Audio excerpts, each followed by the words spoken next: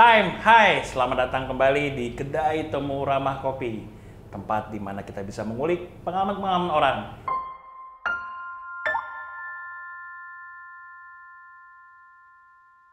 Kali ini udah episode keberapa mas? 4 ya? Episode keempat, tamunya udah jelas tuh. Tahu kan nih siapa nih? Salah satu juri dunia sih kayaknya ya. Hobinya tuh setiap tahun tuh pergi ke luar negeri mulu. Kita undang kali ya. Silakan masuk Mbak Mira Yuda. Monggo, jangan malu-malu. Terus lama. Monggo, apa kabar Mbak? Salam dulu. Mau Duduk sini nih. Duduk situ. Gua pesenin kopi nih Mbak. Asik. Kopi Karena ada pesanan khusus buat Mbak Mira nih, yang seorang juri dunia. Kopinya udah disiapin. Skorsit dulu udah nih. siap belum? Skorsit mana? Skorsit. Kirun skorsit udah siap belum? Skorsitnya mana? Skorsitnya harus WBRC nih ya. Nih kopinya Yudi Nodes. Oh beneran loh, beneran ya.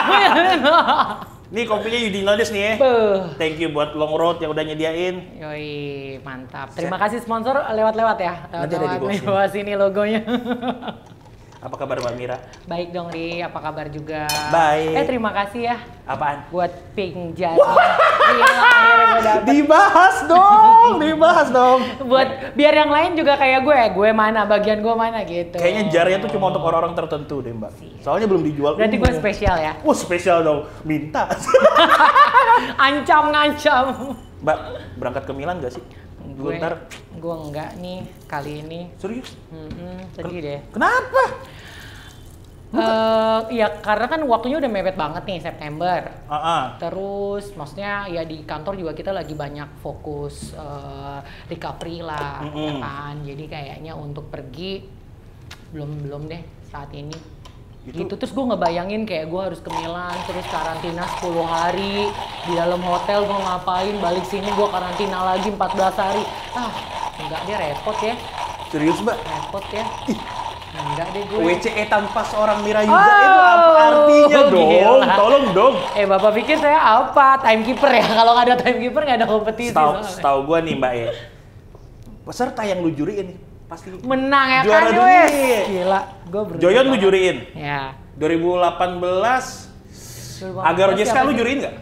Iya di round 1. Del Harris? Del Harris enggak gue. Ya. Del Harris enggak dia. Enggak. 2016 tuh siapa? 2016. Sasa gue ngejuriin round 1. Ntar nggak ada yang juara dunia dong Mbak kalau lu nggak ada.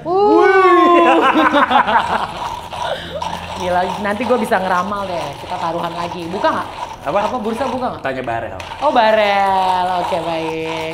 Tapi kali ini gue mau ikutan deh. Tapi lu ngejuri gitu tuh dibayarin apa lu ngebiayain sendiri atau lu dibayar sama WCE sih? Kalau jadi seorang juri dibayarin, lebih tepatnya dibayarin kantor gue sih. Lu maksudnya nggak dibayarin sama WCE gitu? Enggak lah, enggak. WCE itu basically cuma ngundang aja.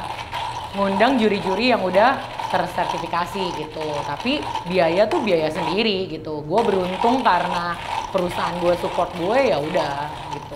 Berarti bisa dibilang volunteer dong? Iya dong, iya juri juga volunteer. Sama kayak juri-juri di Indonesia nih kalau nonton mereka curhat nih sama gue. Sama kayak saya gitu. Emang serius? Maksudnya? Serius. Semua volunteer, semua bayar sendiri. Makanya kalau yang biasanya nggak dibiayain sama perusahaan, berat buat mereka juga gitu loh. Iya, pasti. Terus apa gunanya dong? Maksudnya lu nggak dibayarin sama WCE, tapi lu rela jadi juri gitu jauh-jauh ke luar negeri, fungsinya apa gitu? Kalau gue pribadi ya, gue objektifnya tuh kenapa perusahaan gue ini sih sebenarnya pinter-pinter gue aja silat lidah ke bos gue sih, kan. Jadi gue waktu itu alasannya ya untungnya selain itu kantor gue juga emang dari foundernya tuh emang udah yang mereka tuh mau support industri lah gitu.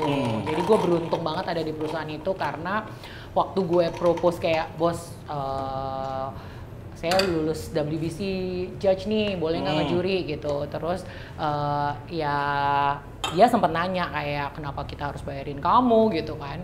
Terus ya pasti gue akan membawa sesuatu balik lah ke perusahaan ya kan. Maksudnya kayak dengan gue belajar, kompetisi kan soalnya belajar ya, bukan cuma buat pesertanya, tapi juri gue selalu bilang kayak gitu. Jadi dengan gue belajar di kompetisi itu pasti ada yang gue bawa lah. Maksudnya hal-hal, banyak hal, gue nggak bisa bilang hal kecil, banyak hal lah. Kayak misalnya dengan gue lihat, oh tren kompetisi sekarang nih dari yang dulu belum ada modifikasi pasca panen misalnya, oh tren kopi sekarang lagi kayak gini nih gitu. Gue dari situ kan bisa belajar, kayak oh tren kopi nih gini nih, gue bisa bawa balik ke perusahaan gue, kita bisa coba jual misalnya, atau kita untung kayak Casual Lab gitu misalnya, kita bawa tren baru kan gitu, oh ini yang lagi tren nih di dunia gitu. Terus equipment lah misalnya, oh pas ada salah satu kompetitor yang bawa equipment baru misalnya, di situ gue bisa lihat ya kan, bisa dijual nih, ya kan, bisa gue bawa nih, gue jual nih gitu ya kan. Jadi sebenarnya banyak sih selain knowledge juga, nah itu tadi sharing update lah sama industri inilah gitu. Karena bener-bener satu kompetisi itu banyak banget update-nya. Bukan cuman kayak tadi, bukan cuma equipment lah, ada penemuan-penemuan baru lah gitu. Iya, tren baru lah gitu, kayak gitu sih. Dan itu berkontribusi nggak Mas ya hal-hal yang di kompetisi itu untuk ke industri? Banget, pastinya. Terus apalagi kan maksudnya gue juga aktif di sini ya, di Indonesia ya. Jadi untuk di industri kita gitu. Jadi gue juga bisa bawa balik gak cuma ke perusahaan gue, tapi ke industri di Indonesia gitu. Contohnya apa tuh Mbak? Ya contohnya di kompetisi, dari gue ada di WBC, gue jadi bisa sharing kan, kayak di IBC itu apa yang harus kita pelajari dari sana, kompetisinya harus kayak gimana, ya banyak kayak even kayak operasionalnya competition gue jadi bisa lihat gitu kan. Oh, bisa buat jadi contoh ya. Banyak lah yang dipelajari lah, banyak banget. Tapi berarti lu udah berapa tahun tuh Mbak? Senang sih. Pertama kalau gue dapat sertifikatnya itu 2012. 2012 pertama kali tuh? Enggak dapat sertifikatnya, tapi gue pertama kali ngejuri 2013. Rimini tuh 2013 kan ya? Rimini 2014 Mbak? 14 ya? Ya, berarti gue 2014 pertama kali. Rimini gue. Dan itu setiap tahun selalu berangkat? Setelah Rimini, abis itu selalu berangkat. Ada yang paling berkesan nggak Mbak? Yang paling berkesan pasti Rimini lah, pertama kali, gila gue tuh kayak... Itu pas Yoshi ya? Yoshi benar-benar. Yoshi pertama kali nggak sih? Pertama kali, ya. Gue aus boleh buka nggak? Boleh. Dan tadi soalnya kenceng banget ngobrolnya nih. Ini aduh. Gue soalnya sambil nyeduh juga nih. Asli, minum dulu ya. Gue tegang sih. Logonya harus ngadep kamera gitu. Enggak usah. Kecuali Aqua mau bayar kami ya. Mas saya Aqua nggak bayar nih. Oh, tolong Aqua, saya selalu pakai Aqua. Nggak apa-apa nih, saya kasih lihat dulu biar soalnya gue setiap itu pakai Aqua Mbak, jadi tolong dong Aqua. Yoi. Tolong. Terus gimana Rimini? Apa tadi sampai mana yang ya? berkesan? Oh iya, pertama kali ya. Maksudnya pertama kali gitu gue ketemu idola-idola gue, ketemu peserta yang wah gila, gue udah tahu dia misalnya. Terus gue ketemu juri yang gue idolakan juga gitu. Terus satu, gue excited, dua, gue nervous. Nervous banget. Pas hari pertama orientasi juri, jadi gini, kalau lo lulus sebagai certified judge, belum tentu lo bisa ngejuri di WBC. Kok bisa? Jadi ada tes dulu? Lo harus ikut kalibrasi dulu. Kalau lo nggak terkalibrasi, walaupun lo datang udah bayar tiket mahal ya kan, segala macam, tapi lo nggak terkalibrasi, lo out. Lo nggak ngejuri, lo nggak dapet jadwal. Masih bisa ditolak? Bisa. Emang ada pernah kasusnya ditolak? Pernah banyak, malah ada yang kayak kebanyakan sih kayak cuman ya udahlah dikasih satu schedule gitu, atau nggak dikasih schedule sama sekali, ada padahal mereka udah dari negara lain. Betul. Gila. Kalau pas sehari kita kalibrasi itu dia out gitu, dia nggak terkalibrasi gitu. Nah gue tuh bayangin, jadi dengan keadaan gue pertama kali, terus gue udah gemeter ketemu idola-idola gue gitu, di depan gue ada Emma Marklund Webster, terus ada... Wah, kayaknya tuh nama-nama tua ya? Iya kan, senior gue gitu. belum kopi tuh kayaknya gila. tuh. Terus juri-juri gitu ya, juri-juri senior nih. Wah gila, gue nervous banget sih, terus kalibrasi aja gue udah gemeteran. Terus yang demoin di Rimini itu, Rimini bukan ya?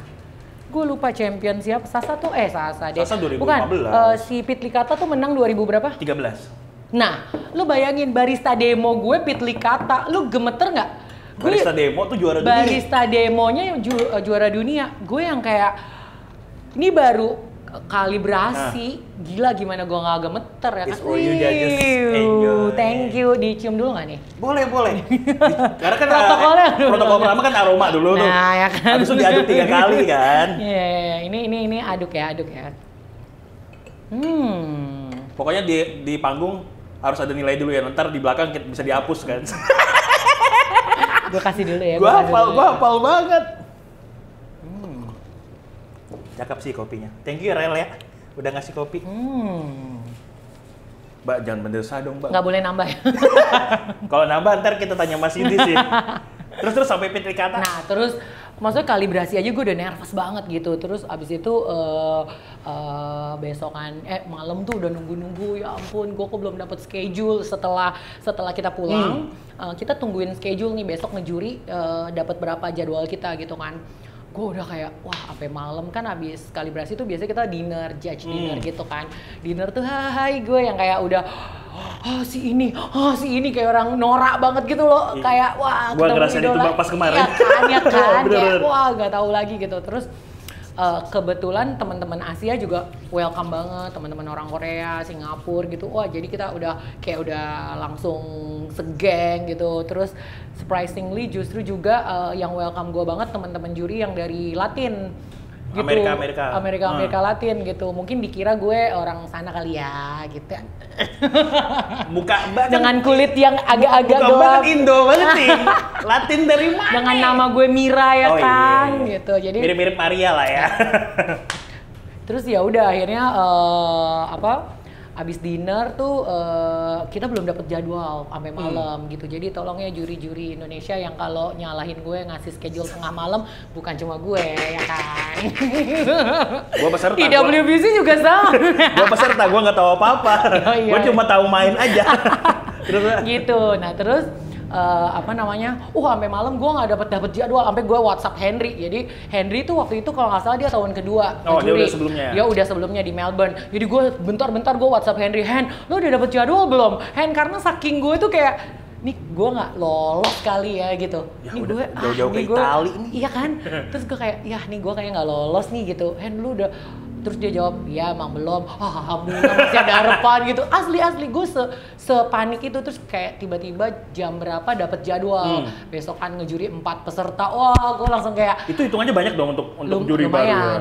Lumayan. Terus dapat 4 gue yang kayak alhamdulillah. Tapi deg-degan besok gimana nih. Gue nggak bisa inget sih nama pesertanya siapa ya waktu itu ya. Yang bikin deg-degan apa kan udah kalibrasi. Udah dong, besok pagi lo tau gak, udah nih gue, namanya hari pertama ngejuri Indonesia ya kan pakai batik gitu kan, keren pakai batik gitu kan, pakai batik gue beli baru lagi khusus, gila udah tuh pakai batik.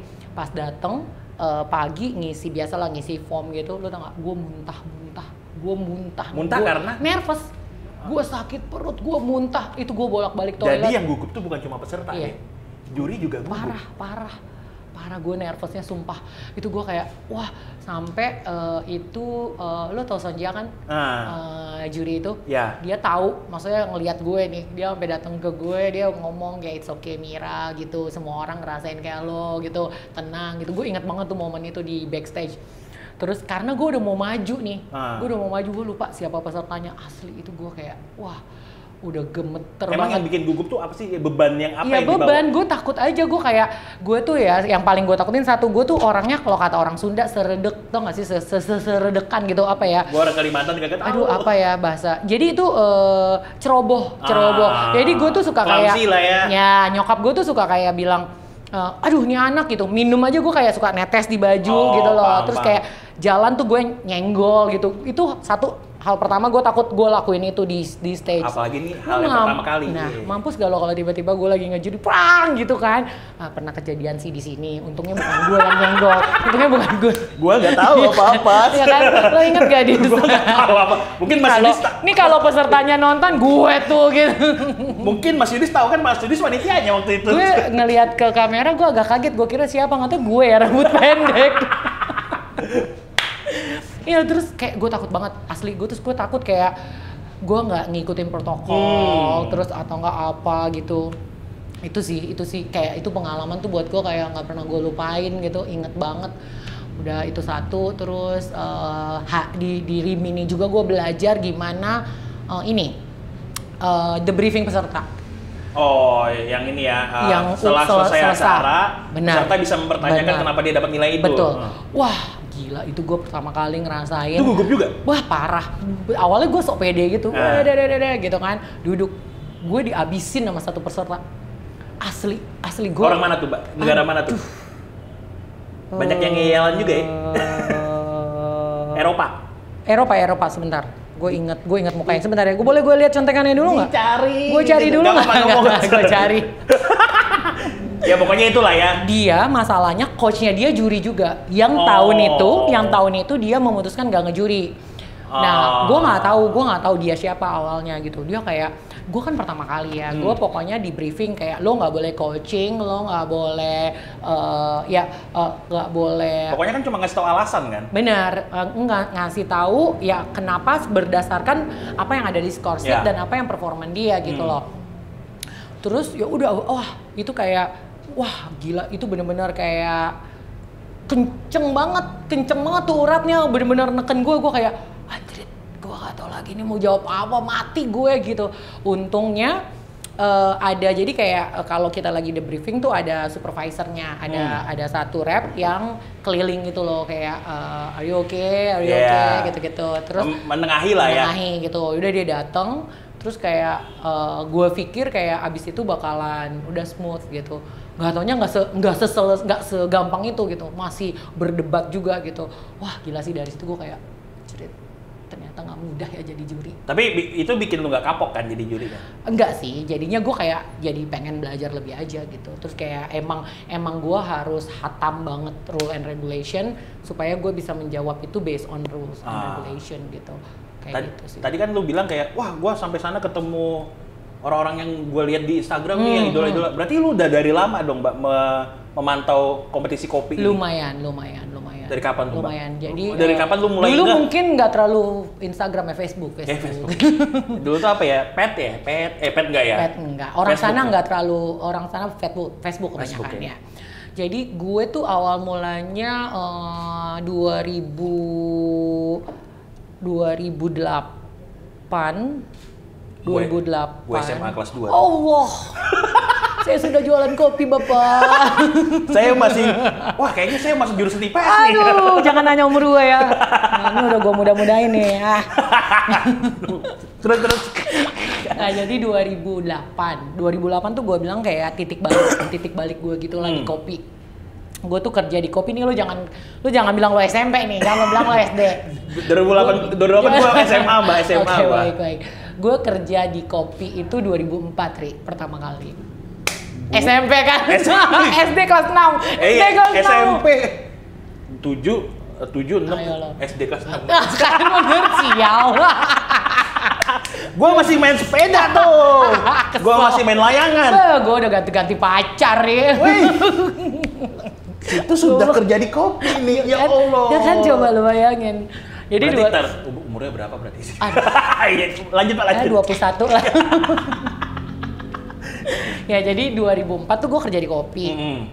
Ada di perusahaan kopi gitu jadi sales. Terus tapi gue bener-bener kerja gitu, maksudnya ya gue nguasain produk tapi produk knowledge yang gue jual aja gitu. Terus tapi gue nggak ngedalemin gitu, gue bener-bener kayak berangkat kerja, jualan kopi, pulang ya gue punya normal life gitu, pacaran, main gitu. Gue kayak enggak, gue juga mau. Gue enggak ngedalemin kopi gitu, enggak bergaul sama orang kopi, enggak sama sekali. Yang penting gitu. Kerja aja lah dulu. Kerja aja gitu. Terus kebetulan bidangnya kopi. Benar. Terus di tahun itu juga nggak banyak kayak gue nggak tahu kayak apakah ada orang-orang kopi lain, apakah itu gimana. Itu 2004 kerja di mana, Mbak? Kopi? Di Opal Coffee gue. Opal Coffee itu? Opal Coffee itu di Jakarta? Di Menteng, di Jakarta. Di Jalan Riau. Belum Kasel berarti? Belum. Okay. Gue kerja di Opal Coffee waktu itu. Terus 2008 gue masih di Opal.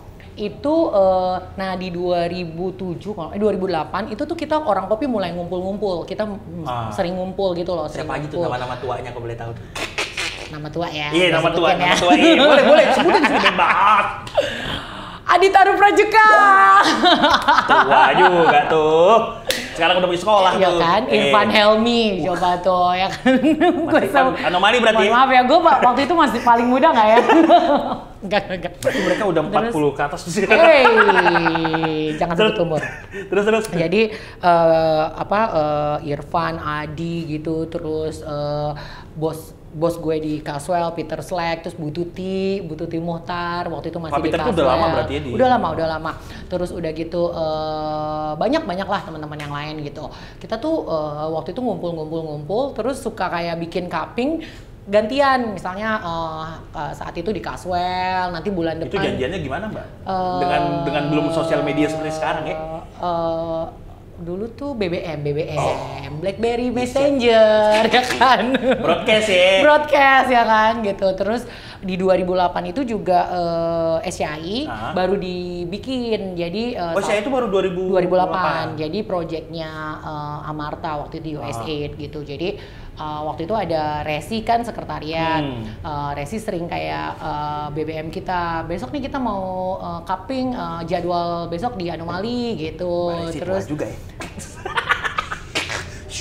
lanjut. Terus dia tapi 2008 dia baru masuk. Iya. Enggak. Gue bikin dia muda aja.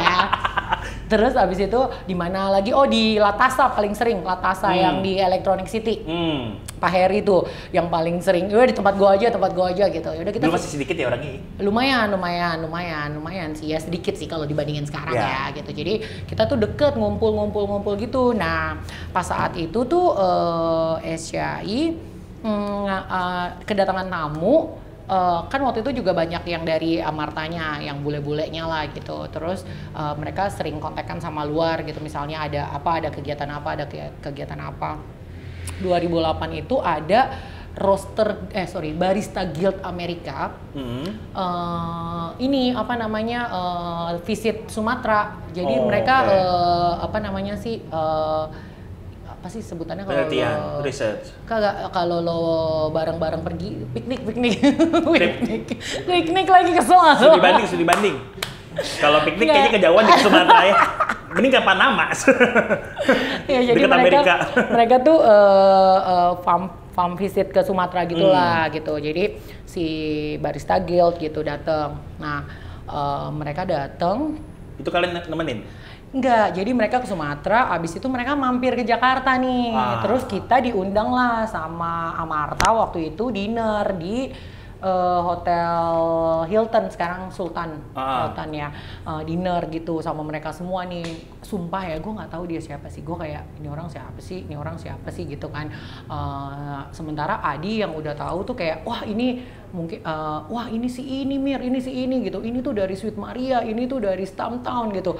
Gue bilang siapa sih gitu. Gue nggak tahu bener-bener. Dia juga ya Pak Adi dulu ya. Lumayan. Dia paling update, dia yang paling sering sharing sama kita kayak ini ada buku baru nih gitu. Ini ada itu gitu. Terus siapa di gitu. Sumpah gue kayak itu siapa sih? Beneran gue nggak tahu gitu. Terus ngobrol lah tuh.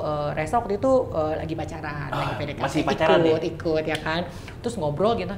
Ini ngomong apa sih? Gue nggak ngerti gitu kan. Gue juga gitu. Gue sama Resa kayak gini-gini. Gue nggak ngerti. Mereka ngomongin kayak, wah Sumatera farm gini, processing gini gitu. Gue kayak, ini gue udah kerja di kopi 4 tahun. Gue nggak ngerti yang dia omongin, sumpah. Serius 4 tahun belum? Ya maksudnya gue nggak, karena gue nggak ngedalemin itu. Gue cuman kayak, ya udah nih espresso blend, gue jual ke hotel, gue jual ke cafe ya kan. Nggak. Lebih ke sales berarti dong? Ya memang sales gue waktu itu. Terus ya gue nggak ngerti gitu loh, ini orang ngomong apa gitu. Terus dari situ tuh gue kayak ngerasa, damn 4 tahun gue di kopi, I know nothing man. Iya nggak? Orang sekarang gue tuh kayak digampar gitu, gue kayak anjrit gitu. Terus akhirnya gue cari tahu, gue googling, anjrit itu Thomson Owen itu wah gila gitu. Jadi pas lu baca artikel, anjing ini orang-orang terkenal sebenarnya. Iya beneran, ini tuh siapa, gue kayak wah gila gitu. Nyesal dong. Wah parah, gue kayak wah gila, gue nggak tahu dia siapa gitu. Terus pernah ada satu orang lagi, Aleko, dia tuh di mana ya Aleko ya, Stumptown apa ya, gue lupa. Dia cupping sama kita di Latasa.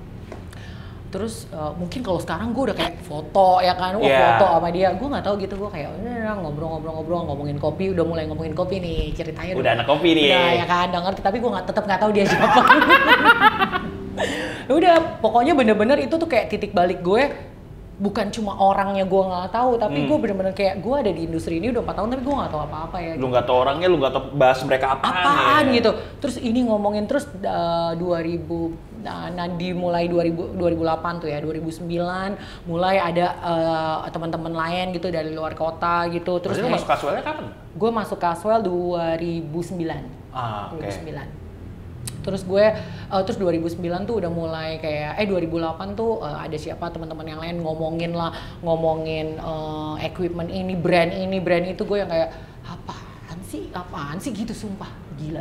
Akhirnya ya udah dari situ gue merasa tertantang kayak gue tuh mesti buat belajar. Ya, gue tuh ada di industri ini kenapa gitu, terus ngapain gitu. Akhirnya ya udah, kok pas gue pelajarin kok seru ya, ya udah akhirnya di 2008 gue ambil Q-Grader. Langsung gue ngambil Q-Grader tahun itu karena sudah ada di Jakarta. Udah pertama kali di Jakarta, di SCI yang ada ya. Jadi Resi waktu itu bilang nih ada good deal nih, separohnya dibayarin sama SCI. Jadi kita semua ada subsidi lah dari project ya, dari project itu ada subsidi. Jadi kita cuma bayar 5 juta kalau nggak salah ya, 5 juta. Murah banget. Iya ya di tahun itu ya. Terus kita kayak ikut. Sumpah gue nggak taw Q-Grader tuh apaan ya gitu, apa ya. Gitu. Lalu ikut tapi lu masa nggak tahu Q-Grader? Iya, gue belum tahu maksudnya kayak buat jadi apa, buat ngapain gue nggak tahu. Gue yang saat itu karena gue udah mulai haus belajar kan, udah mulai kayak asik. Haus belajar. Siap. Pinter aja. Berarti untuk anak-anak muda yang baru belajar kopi, tolong Mbak Mira 4 tahun baru haus. 4 tahun loh asli. Lama banget kan? Iya. Gila, parah. Tapi itu pas setelah Q-Grader lulus, alhamdulillah. Baru lu mulai ngeh terhadap kompetisi setelah itu? Apa udah Belum. Gue tuh ngejuri pertama kali 2009. Oke. 2009. Jadi itu bukannya Pak Agus yang juara ya? Betul.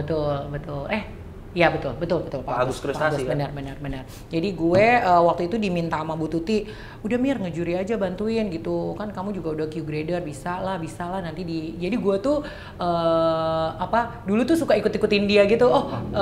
Itu gue ngejuri gue belum di Caswell, gue masih di Opal. Terus gue ngejuri tuh, gue pindah Caswell tuh Juli 2009.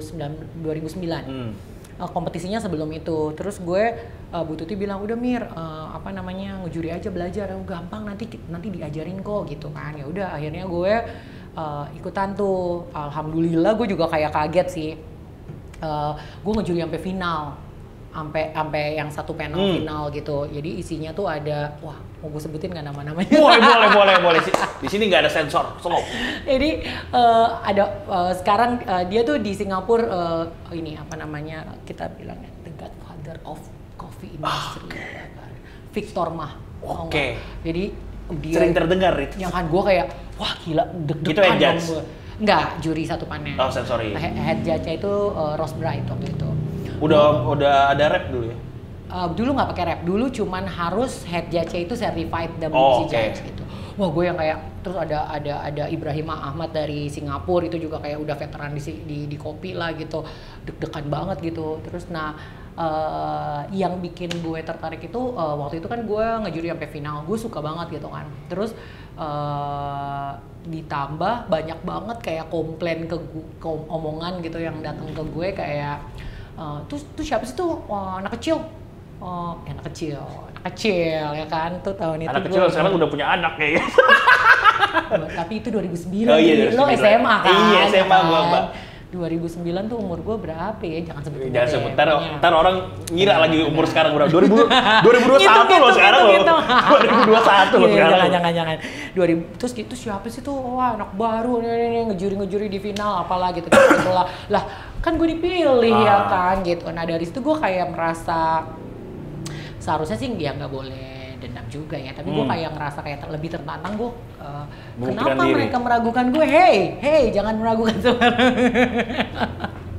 Gue jadi kayak wah gue harus belajar nih, gue harus kayak mungkin itu juga teguran buat gue, kenapa orang bisa meragukan gue gitu. Maksudnya ya artinya gue emang mesti tahu lebih, maksudnya belajar lagi gitu sih. Dari situ ya udah akhirnya gue ikut Bu Tuti, Bu. Jadi kayak Bu Tuti mau ngejuri ke ke Bangkok gue ikut gitu.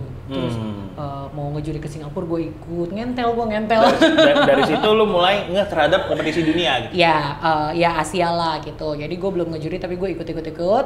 Terus kesempatan pertama itu gue ngejuri di Singapura. Bahkan itu gue nggak ngerti kalau kayak untuk lo sertifikasi lo harus ngejuri dulu di negara sanction minimum 2 kali. Gue tuh belum ngeh. Jadi gue kayak ya udah gue ikut aja gitu. Emang gue pengen belajar. Waktu itu bisa karena itu ya gue udah mulai kenal orang-orang ini ya kan. Terus kayak Victor udah lihat gue ngejuri waktu 2008 Ibrahim juga Mira bisa gitu kan. Udah ajak gitu loh. Jadi ya udah gue ngentel gitu lah. Akhirnya mulai dapet kesempatan tuh ngejuri di Singapura, di Bangkok, di mana lagi ya? Singapura paling sering sih. Mana lagi ya? Sekarang udah nggak mau di Singapura kayaknya. Udah nggak diundang gue sekarang. Udah mainnya kayak gitu, udah nggak diundang. Udah mainnya ke Amerika Eropa sekarang. Beda kelas. Enggak lah. Ke Dubai dong.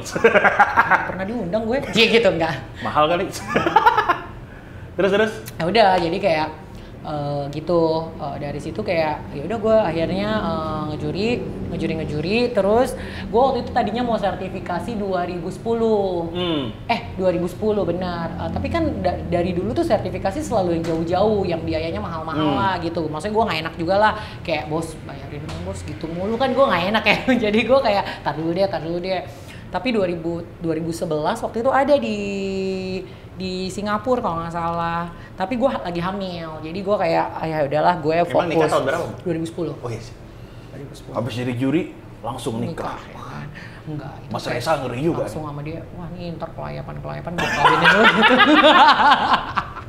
Tapi Mbak ini kalau kita tarik lagi, ketika lu pertama kali jadi juri kompetisi, lu ngeliat kompetisi itu sebagai apa sih? Maksudnya ini event itu buat apa sih untuk pertama barista? Kali? Pertama kali gue ngejuri. Maksudnya dalam artian tuh kayak lu memandang kompetisi ketika melihat ada kompetisi kopi pertama kali. Oke.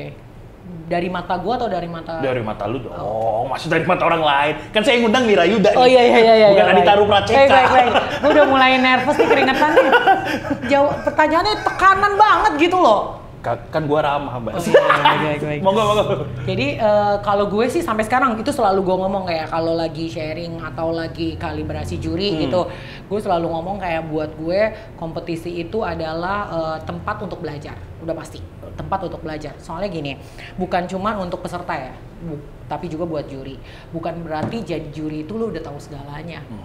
Bukan berarti lu jadi juri lu cuma nyari kesalahan barista, enggak gitu, bukan begitu gitu. Tapi dari kompetisi itu juga kita belajar banget. Gue baru dengerin tuh yang namanya carbonic maceration. Wow, apa itu gitu ya kan? Pertama kali ya di kompetisi gitu kan. Jadi ya dari situ ya benar-benar kita belajar. Benar-benar kompetisi itu menurut gue selalu bilang adalah alat untuk belajar paling cepet daripada lo baca buku misalnya atau lo atau berjualan setiap hari-hari gitu ya. Ya, paling cepet itu di kompetisi. Buat peserta misalnya, ya lu ngerasain lah, ya kan mau nggak mau lu udah deket mau kompetisi lu jadi ngulik, jadi apa, jadi gua jadi harus ngerti roasting, gua harus ngerti apa ya kan, air lo pelajarin, apalagi semua lo pelajarin gitu. Nah, juri juga sama. Kenapa? Karena ya kita juga harus belajar gitu. Rules dibaca lagi gitu kan. Terus begitu kita duduk ngedengerin dia presentasi kan kita bukannya sedang mengintimidasi. Iya, bukannya ngelihat kayak ngarang lo, salah lo gitu. Jelek di penampilan itu gitu. Ya tuh. Ya walaupun di dalam hati gue gitu ya kan. Mohon maaf nih, saya sering lihat ibu sering mau ketawa mau ngeliat peserta. Ya itu kalau ada hal lucu aja sih, Ri. Kadang-kadang tuh liat kaki kayaknya main gitu. Senggol Cindy di sebelah nih. Ide meja sekarang tertutup tuh bagus banget ya kan, atau berdiri. Jadi gue nggak. Muka memang begini, kaki begini-gini di bawah. Muka sih senyum ya kan. Itu tergantung siapa di sebelah gue sih. Nah ya udah gitu, jadi menurut gue tuh kayak alat yang paling belajar paling cepet. Contoh juga nggak cuma buat peserta sama juri, volunteer yang lain misalnya kayak runner gitu.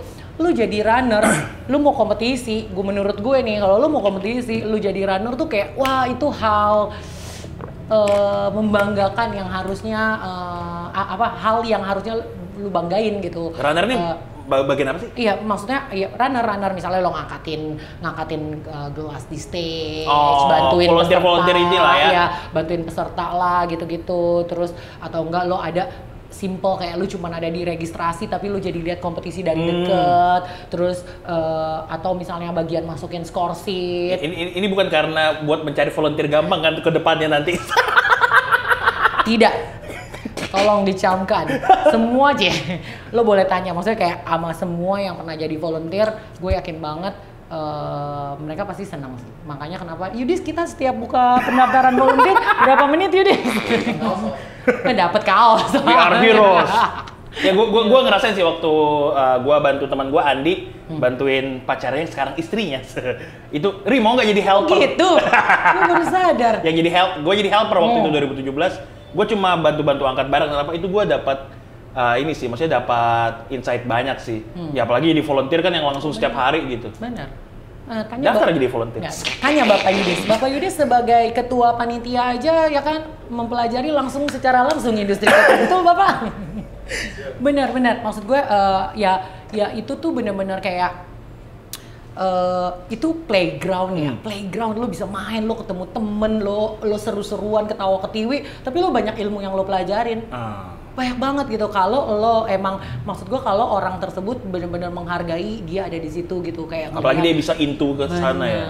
Benar gitu. Makanya kenapa kalau di WBC juga banyak banget kayak orang ini udah bikin strategi nih, gue mau compete tahun depan di negara gue bisa berangkat ke WBC, gue jadi runner dulu nih, gue jadi volunteer, gue bisa lihat dari deket nih gitu misalnya. Atau misalnya lo udah jadi champion tapi lo saat ini kalah, gue pengen compete lagi tahun depan, ya udah apply jadi barista demo misalnya. Bahkan yang tahun 2019 Agaro Jiska kan dorong trolley ya ya kan. Udah juara dunia loh. Udah juara dunia. Jadi volunteer. Bener. Semua Pitli Kata lah, Sasa Sestik lah gitu. Bos ya kan.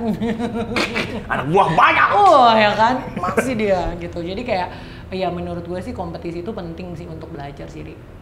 Seru lah. Makanya gue kayak lu tahu sendiri, gue bilang ini tahun terakhir gue nggak ngejuri lagi. Halo, ada lagi. Tahun depan Melbourne bisa kali ya? Itu sih goal gue emang. Satu kali lagi gitu tiap tahun. Tahun depan gue usahain gue menang deh. Jadi kita berangkat bareng. Ya kan? Biar dapat surat dari Oh gitu. Biar dapat surat lagi dari Bon Cafe. Iya, ada maunya. Kan gue gak dari Bon Cafe, gue gak dapat visa, Mbak. Nah ini Mbak, ini gue sebenarnya agak takut nanya sih. Aduh, gue karena gue merasakan juga gitu. Sebenarnya apa sih yang dilihat dari seorang champion kopi? Apa yang diharapkan dari orang yang berhasil jadi champion kopi gitu? Oke, yang diharapkan ya. Sebenarnya di rule and regulation ada, Ri. Ya gue pernah baca sih, gue pernah baca sama Miki itu. Ya jadi yang pasti sih dia bisa menjadi role model untuk industri inilah. Wow. Untuk industri ini. Wow. Saya tidak cocok sama sekali. Cocok nggak nih? Hah? Jatuh nggak sih gitu? Terlalu kasar. Jadi bisa jadi role model lah, maksudnya ya in term of ilmu yang dia punya, yang dia bisa sharing ke industri ini gitu kan. Terus kemampuannya dia bisa sampai jadi champion gitu. Apa yang dia hasilkan tuh bukan cuman dia bisa bikin kopi, misalnya kalau ngomongin brewers gitu cuma bisa bikin tiga gelas kopi gitu, atau misalnya barista competition 4 shot espresso 4, bukan cuma menu yang dia bikin di situ gitu loh, tapi pengetahuan dia yang lebih dari itu gitu. Makanya kenapa kadang-kadang kan banyak yang nyinyir gitu, mana sih nih siapa nyinyir? Banyak yang nyinyir kayak emang kalau mau jadi barista itu mesti ke kebun ya? Emang kalau jadi barista, maksudnya mau ikut kompetisi harus ke kebun ya? Emang gue harus bikin ikutan terlibat proses pasca panen ya untuk gue? Enggak begitu, bukan begitu. Tapi dengan lo terlibat kan lo jadi punya wawasan yang lebih gitu kan. Nah makanya kenapa kayak di Scoresheet tuh kita ada note kayak, oh nih orang punya pengetahuan lebih karena yang dia sampein ke juri itu dia nyampein semua dari proses kopinya. Dia benar-benar tahu gitu kopinya apa, diproses kayak gimana, akan dihasilkan rasa yang kayak gimana, dia tahu. Jadi gitu. benar-benar bertanggung jawab terhadap produk yang dia berikan. Betul. betul gitu. Bukan cuma sekedar kayak gue bikin nih enak selesai gitu loh. Lo tau nggak rasanya kayak gimana gitu. Kenapa makanya ada kayak notes-nya itu sama nggak sama yang dia omongin gitu. Artinya dia tahu banget produk yang dia sajikan nih apa gitu. Untuk ke masyarakat umumnya?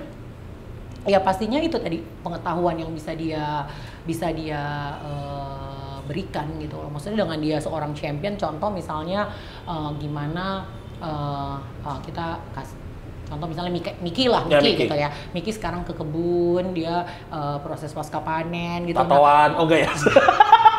Cakep gitu ya kan. Pokoknya syarat untuk menjadi champion itu cakep. Apa tato? Lo ada tato nggak? Gua ada. Oh ada, oke. Cakep, tapi gua nggak cakep sih. Gitu di baru gua mau nanya. Buruan gak cakep-cakep, Mbak. Bahasa cakep-cakep terus. Skip. Ini mulai narsis nih. Jadi apa namanya ya contoh gitu ya dengan dia ke industri kan dia bisa sharing gitu, maksudnya dengan dia involved di situ akhirnya kita sekarang misalnya kita sekarang bisa coba ini kopi-kopi yang dia bikin gitu ya kan, kita coba ini gitu. Aga misalnya Aga dengan dia seorang Aga sosok ini dia bisa jadi role model. Kenapa dia ngulik tren memperhatikan sekarang, passionnya gitu ya? Iya, tren sekarang nih apa gitu, agak nunjukin bahwa oke, tren sekarang nih mocktail gitu, misalnya trennya lagi begini gitu, dia sharing sama industri gitu kan, orang jadi oh iya banyak dong yang sekarang keagak-agaan yang ngefans sama Aga gitu. Gue jualan baju aja berhasil, gue bener banget gue pakai dia jadi model gue, gila, sukses. Patty Raymond kapan kita produksi lagi ya gitu. Gitu, jadi maksudnya bisa jadi sosok yang diidolakan tapi juga jadi influencer lah gitu. Orang jadi bisa, oh iya emang gue nih bukan cuma jadi barista ikut-ikutan, bukan cuma minta gaji gede, tapi gue emang harus tahu nih, enggak, colongan aja. Gue bukan cuman kayak bukan cuma bikin kopi nih gitu loh, Ri. Maksudnya ya dia. Soalnya kan di rules tertulis tuh Mbak bahwa champion itu adalah coffee ambassador. Betul. Sosok ini cocok nggak jadi ambasador gitu Indonesia misalnya ya kan. Kalau ngomong stop dari sini pertanyaan itu gimana? Kalau ngomong kompetisi lagi nih Mbak, sebenarnya batas kewenangan juri itu sampai di mana sih? Soalnya kan kayak gini, kan kemarin lagi hits tuh, lagi viral lah beberapa hari lalu mengenai kopi yang pasca panennya artificial. Ya. Nah, kan kadang-kadang tuh kayak itu kan berarti nggak boleh dong menambah perasa kan. Nah, kewenangan juri itu cuma sebatas di panggung kah? Atau kalau cuma ada peserta yang menggunakan kopi kayak gitu? Itu sih nanti jadi paralel juga ya, jadi efeknya pasti berkelanjutan juga gitu. Kayak misalnya satu kejadian di Cina waktu itu pernah ada salah satu peserta ketahuan pakai artificial gitu. Akhirnya ya udah juri kasih tahu kenapa dia didiskualifikasi. Terus dia dipanggil, terus petaninya juga tahu bahwa ini perbuatan yang nggak benar, yang nggak bisa diterima di kompetisi. Ya udah petaninya jadi aware dan akhirnya bertanya kenapa artificial tuh nggak boleh gitu. Ya udah kita kasih tahu, tapi kan kita bukan gue sih, saya juri di Cina gitu. Jadinya kan jadi berhubungan aja gitu loh. Oh ini tuh jadi nggak boleh, jadi petani juga jadi tahu gitu. Ya tapi juri ya hanya di situ, tapi kan akhirnya informasi ini nyampe kan. Berarti nggak ditindak langsung di atas panggung ya? Ya nggak. Dan gue nyobain kopinya enak banget. Emang waktu itu rasanya ditambahin apa Mbak? Gue masih simpen. Gue nggak tahu ya. Jadi waktu dia harusnya menang di Cina, akhirnya dia di DIS yang juara 2 akhirnya naik. Terus dia jadi barista demo di WBC? Bukan, di Amsterdam, agak kompetisi. Ya. Dia jadi barista demo pakai kopi itu. Terus sengaja memang? Sengaja diundang gitu buat ngetes juri-juri ini tahu nggak? Gue nggak tahu loh, Ri. Kita nggak ada yang tahu satu panel. Nggak ada yang tahu, gila seenak itu kayak Earl Grey, wanginya tuh bener-bener kayak Earl Grey, bergamot gitu, wangi banget. Tuh cappuccino atau espresso? Espresso, cappuccino, semua dia pakai bintang sama. Espresso bawa Earl Grey gimana tuh? Gila enak banget, sumpah enak banget. Terus tapi emang wanginya tuh nempel. Oke. Maksudnya nempel gitu kayak kok nggak hilang-hilang ya, kok enak banget ya gitu. Kayak bukan not really coffee lah gitu ya? Benar. Terus pas lagi di briefing, si head judge-nya bilang, jadi nggak ada yang tahu nih nggak ada yang nemuin something weird gitu. Kita kayak enggak gitu. Padahal itu pakai di flavoring.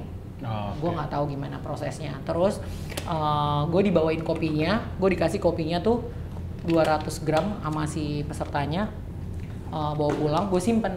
3 bulan kemudian gue brew, masih wangi dong. Buset. Gila, masih wangi tuh, masih ada di kantor sisa dikit kayaknya. Tahu deh, belum gue buka lagi, gue pengen tahu ini udah tahun keberapa. Berarti kalau ada kasus kayak gitu, oke, di panggung tetap seperti biasa ya. Tapi nanti pas hasil akhir baru diumumin gitu ya? Enggak, waktu itu di Cina ketahuannya itu kalau nggak salah belum diumumin. Jadi juri dibalik, terus ini kayak ada dipanggil. kayak enggak, itu setelah ada briefing. Jadi ini ada yang nggak benar, gini. Dia harusnya skor dia tuh memang paling tinggi waktu itu, tapi rapnya tuh nemuin ini nggak benar nih gitu, nih wanginya nggak benar. Akhirnya dipanggil, terus petaninya mengiyakan. Kopi dari Costa Rica. Soalnya waktu itu kan gue workshop juri tuh, kalibrasi pagi nih, Mbak Resi, Mas Alan sama Gisel. Gue ada kopi yang dicampur cinnamon. Wah iseng cobain. Kan Mbak Resi, Fari kalibrasi dong. Gue kasih tuh ke Mbak Resi. Ini di mana nih, di IBRC? Bukan, yang di acara kemarin, yang di Bintaro. Terus Mbak Resi nyobain. Ini kopi haram, jangan dipakai. Emang kelasnya beda ya. Langsung tahu kalau artificial. Itu Resi. Gitu tetap. Kalau gue berharap kopi ini gue pakai buat demo gitu, tapi akhirnya karena gak dibolehin, jangan lu pakai. Mungkin terlalu intens. Jangan lu pakai, kayak marah gitu Mbak Resi kan. Gue jadi takut juga. Gue bilang ke Mas Yudis, Mas boleh minta kopi di bawah gak? Gue ganti kopi deh, gak enak gue. Kena deh. Jadi memang gak boleh ya kopi kayak gitu ya? Nggak boleh. Soalnya kan era sekarang tuh bahaya Mbak ya. Emang.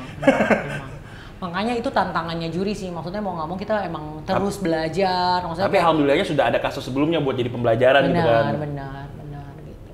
Oke nih Mbak, kita balik lagi nih. Tadi kan lu bilang dari Casual 2009. Pindah Casual Juli 2009 ya. Sampai sekarang masih? Masih. Kok loyal banget sih? Ada apa di Casual sampai loyal banget? Sampai akhirnya jadi bos gede nih kayak ini. Boleh kali? Ada Diting di sini. Kenapa gue pamit dulu ya gitu. Mas Yudis tolong Diting 807 Sweet Lab. Bah, gua sebutin tuh mereknya. Warna sekalian warna. Soalnya itu gua naksir banget. Cuma harganya lumayan. Tapi emang kece sih. Jangan promosi dong. Iya. Promosi kok. Kece banget. Promosi boleh tapi bawa sini gitu. Oke, baik. Kenapa tuh Mbak bisa loyal banget tuh? Berapa tahun berarti? 10, 11? 12 ya. Berarti 9. Iya, sekarang 2000 ya. 12 tahun. 12 tahun. Tahun ini ya. Sina aja nggak lebih tua daripada lu kerja di Casual. Bener. Apa ya? Gue tuh emang nggak pernah sebentar kerja. Maksudnya emang cukup setia sih orang. Ya di Opal aja lu berapa, 5 ya? 2004 sampai 2009 5 tahun. Ya, gue soalnya menurut gue tuh kayak kalau kerja sebentar ya dimanapun lo kerja, kayak kalau lo nemu konflik terus lo pindah, lo konflik lagi lo pindah lagi, ya ngapain tuh di tempat lu nggak nyindir pemuda zaman sekarang kan? Sekalian. Jadi kalau mau lo kemana aja konflik itu selalu ada. Sekarang kan kayaknya hitungan bulan nih pindah-pindah gitu. Ya makanya, jadi gue sih kebetulan gue dididik sama bokap gue yang orangnya terbuka banget gitu. Jadi kayak kita suka tukar pikiran apa segala macam. Dia tuh dari dulu kayak ngasih tau gue kayak kalau lo mau sukses lo harus setia di satu bidang. Kalau udah lo suka, lo setia di situ. Jadi lo misalnya sales, lo mau sukses ya udah lo tetap jadi sales. Jadi kayak lo sales, lo pindah, lo jadi sales gitu. Maksudnya tetap di satu bidang. Gitu. Jadi lo akan satu hari nanti setelah akumulasi waktu ini lo akan menjadi seorang yang master di situ gitu kan. Terus gue ngerasa kayak dunia sales tuh gue suka banget. Gue suka ketemu orang, gue suka lambe ya kan. Tolong jualin Diting ke Mas Yudis. Gue suka, maksudnya gue enak banget gitu. Gue tuh kayak waktu dulu sebelum gue pindah ke Casual pun ya di Opal, gue tuh gini. kok gue suka banget. Dulu gue kerja di musik, Ri. Gue manajer band dulu. Itu juga gue suka banget. Itu suka banget gue. Suka banget lah, gila main nonton konser. Pantesan ya kan. suaminya suka nyanyi. Iya, itu persyaratannya. Jadi kalau gue nyari cowok nyanyi dulu nyanyi. Pantesan gitu. mik gak lepas-lepas kok sudah party. Emang dia ini aja cita-cita nggak kesampean. Ya terus gue tuh suka banget kayak waktu gue kerja di Opal pun gue kayak ngerasa kayak setiap hari tuh gue pulang kayak gue nggak ngerasa kayak kerja ya gitu. Gue datang ke satu customer gue hotel misalnya, duduk ngobrol sambil ngopi, terus gue pindah lagi ngobrol lagi sama orang lagi ngopi, terus gue ngerasa malam kayak hari ini gue kayak belum kerja deh gitu, padahal gue udah kerja gitu, segitu funnya gitu. Jadi gue emang suka banget. Sampai gitu. sekarang masih? Sekarang lagi dikurangin ketemu customer. Oh, kan pandemi juga. Pandemi juga benar. Terus gue suka banget gitu kayak ketemu temen-temen lah apa gitu. Terus ditambah lagi begitu gue belajarin kopi kok seru banget ya gitu, seru aja. Nah kenapa Casual, kenapa Bon Cafe? Kebetulan kita tuh semua punya apa ya? Kesukaan yang sama aja sih gitu. Apa tuh? Maksudnya semua orang itu. Oh, kirain suka apa? Suka jalan-jalan. Oh, siap. Gitu. Pantesan Casual di kota-kota gede semua tuh. Iya kan, alasan aja sih. Lo harus tahu lokasi kantor Casual, cabang-cabangnya di depan apa rata-rata. Di Bali di mana tuh? Di depan klub semua, kalau nggak klub kafe. Oh, jadi kesamaan hobinya di klub. Gitu yang ada live music, oke cek gitu. Enggak. Jadi apa tadi kita tuh sama banget gitu. Jadi kayak gue misalnya sama bos gue Peter Slack gitu, kita bisa kayak ngobrolin semua hal gitu. Terus kayak kita traveling bareng, kita ngelihat expo kopi bareng gitu. Terus sekarang dengan temen-temen gue yang di dalam, Resi, Gisel, Kus, Vero, siapa lagi, Intan gitu. Kita tuh satu frekuensi banget. Udah gitu. Kayak keluarga. Iya, satu frekuensi banget gitu. Jadi kayak ngomongin apa dari yang namanya ngomongin kopi lah, ngomongin kerjaan lah, lambe lah ya kan. Satu frekuensi banget gitu. Jadi kayak gue suka aja sih. Gue kayak nggak kerja, makanya gue sering lihat kayak lu ngopi di tempat lain pun sama teman-teman Casual juga gitu. Jadi kita emang ya udah kita temen aja. Kalau gitu. biasanya kan orang kalau mau kerja nih, teman kantornya siapa, teman nongkrongnya beda gitu kan. Kalau lu kayaknya sama. Gue sekarang udah harus membatasi sih kayaknya. Kayak salah deh. Berarti kan 12 tahun di Casual, di Opal 5 tahun. 17. Ya. Jenuh nggak, Mbak? Di kopi. Nah, serunya lagi di kopi tuh enggak sih. Seru sih. Soalnya kan gini, gue potong dulu. Gue sering ketemu tuh gue sering di DM orang-orang kan. Orang-orang curhat gitu lah. Mungkin karena ngeliat gue jurusan psikologi gitu. Mas, gue udah jenuh nih di kopi. Gue abis ini gue curhat ya? Jangan dong, mahal. Curhat mah. Mereka tuh baru 4 tahun, 3 tahun, tapi mereka udah jenuh gitu. Lah, lu 17 tahun, Mbak. Nah itu gimana? Seru banget sih menurut gue ya. Satu, industrinya terus berkembang gitu. Terus banyak hal baru. Jadi nggak itu mulu gitu. Bahkan dari awal skena kopi lu awal muncul sama ketika sekarang tuh udah beda. Jauh banget. Dulu tuh gue jualan kopi paling berapa sekilo, berapa. Ya mahal, diskon deh. Udah nggak pakai tuh. Kita cupping dulu ya, kita tes dulu ya, kagak, nggak ada gitu-gituan gitu. Gue bener-bener kayak, Pak itu udah murah Pak gitu ya kan. Ini tradisional banget zaman dulu ya? Ini kopi Sumatera Pak gitu kan ya kan. Nggak pakai origin lagi, Sumatera doang. Sumatera doang gitu. Jadi kayak wah udah baru belajar cupping, baru belajar apa gitu-gitu. Seru sih, seru banget. Terus ditambah lagi kayak di Casual. Casual kan udah 4 tahun dibeli sama Bon Cafe ya kan. Sebelum dibeli pun itu kita kayak apa hal baru yang kita mau bawa, kayak gue bilang, bos kita harus punya lab bos, ayo dong bikin lab gitu. Ya udah lo hitungin deh berapa costnya gitu, terus bisa balik berapa lama misalnya gitu. Terus ya udah gue bikinin gitu. Ini mah masih sedikit pendapatannya Mian misalnya kayak gitu. Jadi kayak gue merasa tertantang gitu. Terus ada apa baru nih bos, ini grinder baru nih, modal baru nih, kita bisa bawa nih gitu. Jadi kayak seru banget, ada hal yang baru gitu. Ditambah lagi sekarang sama Bon Cafe, semenjak kita dibeli Bon Cafe, kita tuh sekarang udah berubah Ri. Jadi kayak dulu kita specialty coffee gitu. Dulu kita specialty coffee, sekarang tuh kita beverages company. Jadi kita sebut kita tuh beverage company. Berarti bisa menyediakan semua ya? Betul. Jadi kita tuh lebih ke apa ya? Kita support coffee business. Jadi kita siapin semua yang mensupport coffee business. Dari konsultan dan sebagainya. Enggak, konsultan enggak, ya? tapi maksudnya produknya. Itu lebih seru lagi, gila, seru banget. Jadi gue kayak tadinya gue jenuh di kopi nih, kayak misalnya kayak gue lagi jenuh nih, udah ngapain lagi ya gitu, nanti ngapain lagi ya gitu, ini udah jadi. Sekarang tiba-tiba gue import Oatly, iklan dulu ya. Gak apa-apa, kalau iklan bebas. Terus gue ambil Oatly plant-based milk. Akhirnya gue harus pelajarin nih, plant-based produk tuh lagi tren nggak sih, trennya gimana sih ini. Akhirnya kita pelajarin hal baru lagi. Terus gue ada masukin lagi ada produk berupa jam gitu, namanya Andros. Itu untuk kayak topping-topping minuman lah, kita akhirnya belajar mocktail, cocktail gitu. Terus Resi di lab ngulikin lagi menu-menu develop untuk si produk ini. Terus nanti udah jadi, Mir cobain nih gitu, kita seru di lab nyobain lagi gitu. Terus abis itu ada produk yang lain lagi gitu. Jadi kayak bener-bener nggak habis-habis gitu loh. Karena perubahan-perubahan itu terus ya? Benar, jadi seru banget gitu. Terus company-nya juga, Bon Cafe kan grup lumayan besar ya. Bon Cafe ada di 13 negara di Asia. Terus di Bon Cafe ini under Massimo Zanetti Group. Grup ini lebih gede lagi gitu, base-nya di Itali. Nah, satu grup aja, ini ada brand coklat, ada brand kopi-kopi yang lain. Gak kelar-kelar dong lu belajar ya. Lu bayangin, jadi kayak wah seru banget, seru sih, seru.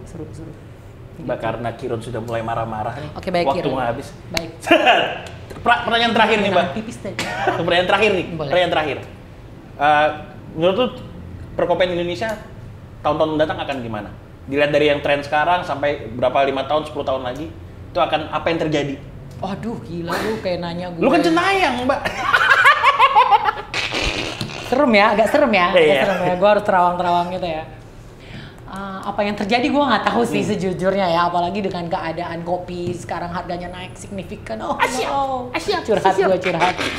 Ya kan, kopi dunia lagi naik banget ya kan. Jadi gue sejujurnya dengan perubahan yang kita, apalagi pandemi ya kan, perubahan tuh kayak cepet banget, sehari besok udah berubah lagi. Gue jujur gak kebayang, tapi yang pasti industri kopi di Indonesia masih berkembang lah. Masih jauh dari bisa negara berkembang. Kalau dari negara lain masih jauh banget. Enggak juga loh. Kita lumayan cepet loh. Kita update banget loh. Update loh. Gue kayak ngelihat sih dibandingin kayak beberapa negara lain gitu kan, kita Bon Cafe Asia suka meeting gitu ya, kita suka sharing gitu-gitu. Gue suka denger kayak tren lain. Kalau dibilang kita ketinggalan enggak kok di kopi ya. Enggak banget, kita cepet banget. Coba lo lihat brand mesin apa yang baru yang keluar, semua udah di sini men. Kita kan orang kayanya ini banyak. Baru gue mau bilang antara berkembang sama orang kaya kita kan banyak, mohon maaf nih. Ada lagi Pak? Itu. Jadi menurut gue sih masih berkembang ya, buktinya banyak banget kafe baru buka-buka nih, contohnya coba logonya keluarin di bawah. Long Road. Ya kan? Jadi masih berkembang sih, terus masih buka dan investor asing, investor luar benar-benar melihat ke Indonesia gitu. Mereka pengen banget masuk ke sini, udah banyak banget juga yang masuk dan masih banyak yang akan masuk gitu. Berarti kalau kita nggak kuat nih yang indie-indie nih bisa kelar nih.